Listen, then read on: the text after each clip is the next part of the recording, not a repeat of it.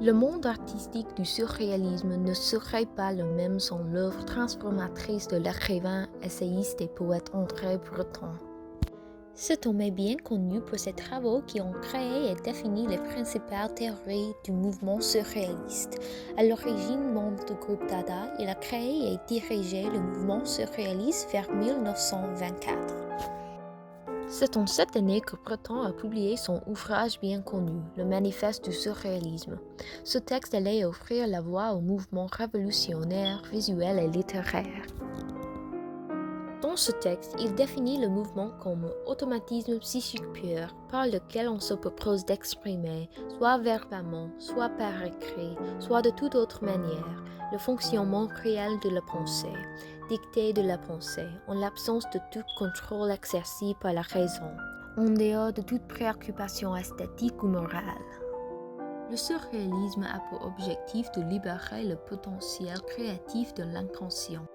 Cela se présente souvent sous la forme d'images obscures ou illogiques et d'idées opposées que l'on retrouve dans de nombreuses œuvres de surréalisme célèbres telles que René Magritte, Juan Miró, Salvador Dalí et André Breton lui-même.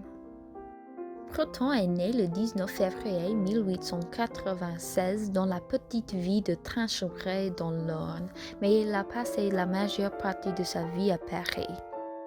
Dans sa jeunesse, il étudiait la littérature et la médecine psychologique à l'âge adulte. Breton a servi également dans des salles d'hôpital pendant la Première Guerre mondiale, où il a commencé à former ses vues politiques anti-guerre et sa vision psychiatrique de l'art à travers des interactions avec d'autres artistes. Il a continué à développer le surréalisme par ses écrits, notamment avec ses livres Nadia et l'amour fou et ses nombreux poèmes jusqu'à sa mort en 1966 à l'âge de 70 ans.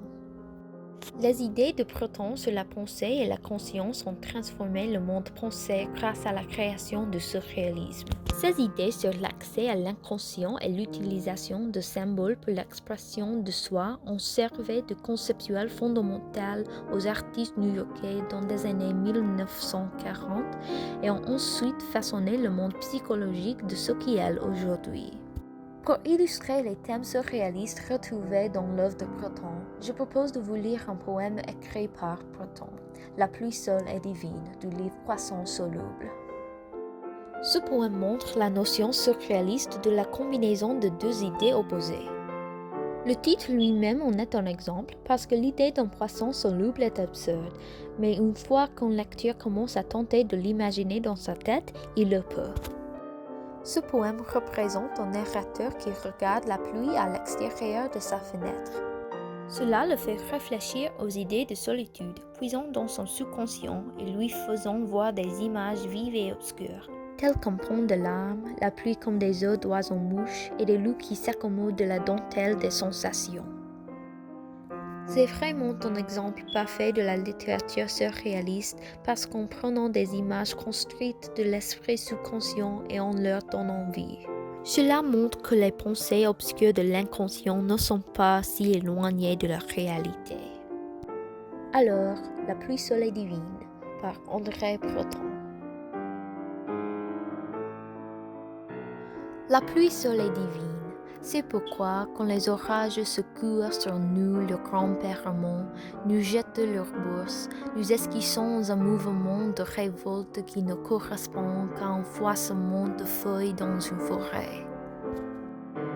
Ce jour de pluie, jour comme tant d'autres où je suis, seul à garder le troupeau de mes fenêtres au bord d'un précipice sur lequel est jeté un pan de larmes.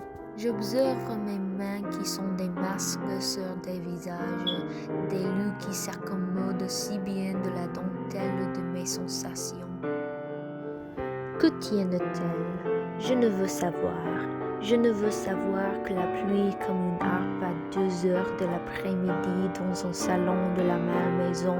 La pluie divine. La pluie comme des œufs entiers romans transparents d'oiseaux mouches et comme des éclats de voix rendus par le millième